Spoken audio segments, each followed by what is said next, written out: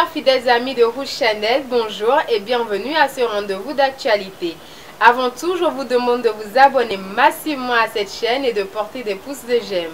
Nous débutons en politique avec l'Écho quotidien qui placade à sa une. Patrice Talon a peur de 2021. C'est pourquoi il met au point, selon le quotidien, des manœuvres d'un pouvoir essoufflé. C'est vous qui savez. Et puis l'Afrique en marche nous annonce que le mandat du président Patrice Talon ne prendra pas fin le 6 avril 2019, car grâce à la nouvelle constitution, il a un bonus de 50 jours. Pendant ce temps, je nous rappelle que la Cour constitutionnelle a déclaré conforme à la Constitution le nouveau code électoral voté dans la nuit. On dirait un code électoral sorcier. En tout cas, la nuit porte conseil, dit-on. Quelques innovations de cette révision selon le Télégramme. Le Bénin n'aura pas plus de 10 candidats aux élections présidentielles de 2021. Le quotidien Diakpata rajoute que la Sénat devient une direction générale des élections.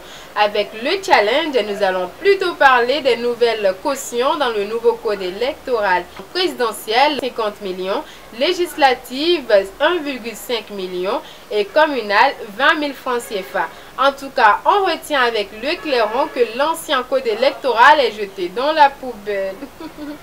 Adieu, ancien code électoral.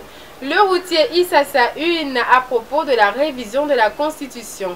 Le peuple, incide et éveillé, approuva. Et il rajouta que les Béninois étonnent toujours. Moi, je n'aime pas le mensonge. Et puis, ne me poussez pas à faire un micro-trottoir à ce sujet. Et puis, même si c'était le cas, pourquoi Matin Libre nous informe que Ivor est interdit d'accès à l'ERTB parce qu'il veut participer au débat autour de la nouvelle constitution? Car heureux. Et puis, pour clore ce sujet, Dabarou nous parle d'une arme nucléaire contre l'opposition politique à cause du parrainage des candidats aux élections présidentielles au Bénin. Économie à présent, plusieurs journaux s'intéressent au budget général de l'État en 2020 pour écrire comme l'événement précis que cela avoisine à 2000 milliards de francs CFA et que plusieurs œuvres sociales sont en vue. En fait, quand j'entends l'argent là, je suis contente. J'espère quand même que ça tombera dans mes mains.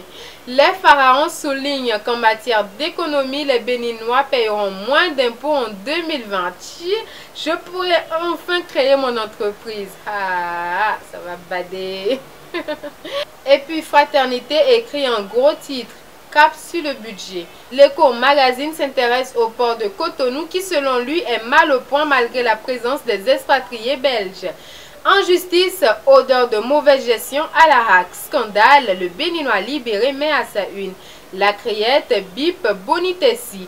On verra si la rupture va protéger un ami, écrit le journal. Non mais les journaux aussi, vous écrivez, Akuba. En tout cas, moi je continue.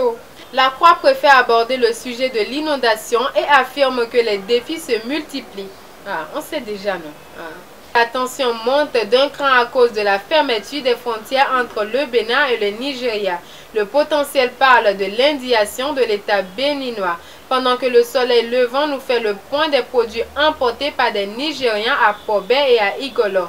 Un ouf de soulagement avec le matinal qui nous annonce que des comités sont créés pour la réouverture des frontières. Youpi! À l'international, crise à Hong Kong, la contestation continue.